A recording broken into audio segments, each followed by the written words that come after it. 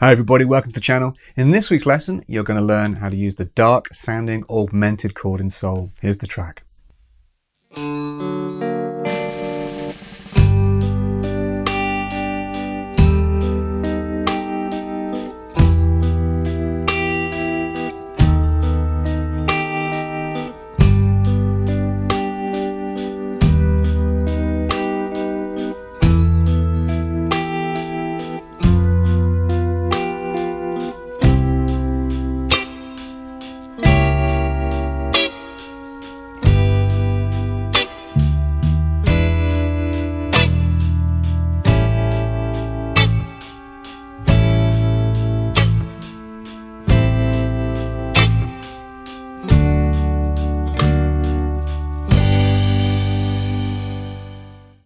This week's lesson is inspired by an Otis Redding track called Cigarettes and Coffee, and the chord progression is full of this great tension and release.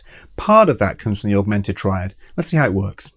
To build an Augmented Triad, you just take a major triad shape, there's a D major, and you find the fifth of the chord, which in this case is the A on fret 2 of the G string, and you raise it a semitone.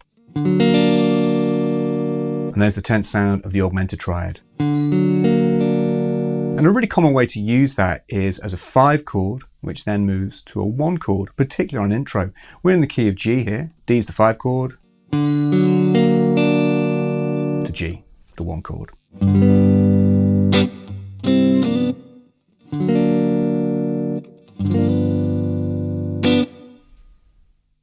Another cool way to use the augmented chord is to give tension to a 1 chord. So in the verse progression, we get a G major, followed by a G augmented. So we can see there we've got that movement again from the 5th to the sharp 5th. And then we go to an E minor. And then you can play a G augmented with a 5th in the bass. So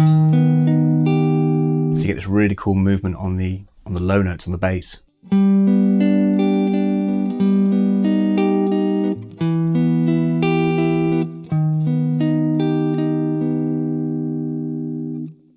If you want to know more about the Augmented Triad in soul and tension and release, come and join me on my Patreon page where there's a longer lesson on how to use these chords. You can also learn a lot more about soul guitar from my 2 soul books, which you can find on Amazon worldwide. Links are all in the description below. The second time around, the chord progression is the same apart from the ending. So we play G major, G augmented, E minor, but then we go to this cool G7 shape. So that's a G7 with the 7th in the bass, the F down here, fret 8 of string 5. And we do that because we go to the 4 chord next, a C. And so that means that the G chord here is briefly working as a 5 chord of C here, which is a really common sound in soul and blues. So the 1 chord, G, becomes a 5 chord briefly to the C.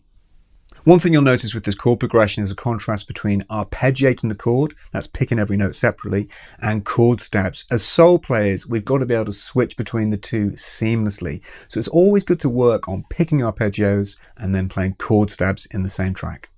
The next part of the progression features some really cool gospel-inspired ideas. We get a C major to a C sharp diminished 7 to a G major, and then this E7 shape. And that's just a long turnaround which gets us to an A7.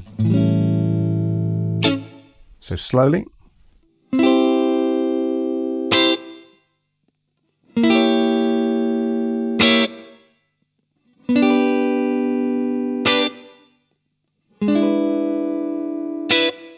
A tip when playing those kind of progressions is to try and keep the top note not moving very far, what's called strong voice leading.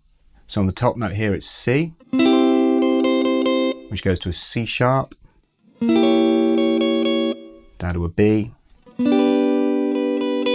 then we stay on a B on the E7 chord. So everything runs really smoothly. And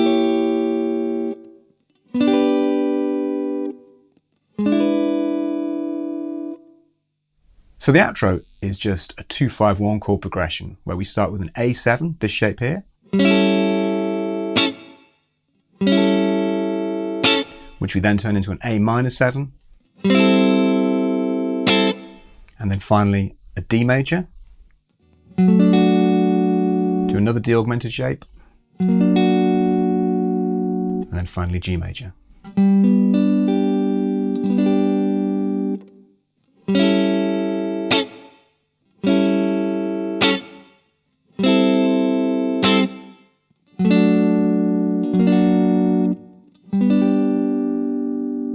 The augmented triad at the end is really cool because it just extends the outro section, the resolution, from a D major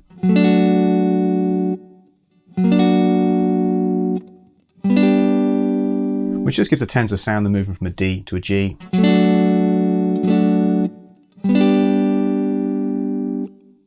Thanks for watching, everybody. I hope that helps. Don't forget to subscribe, leave any comments below, check out the Patreon page for more lessons, and don't forget to grab my 2 soul guitar books on Amazon worldwide.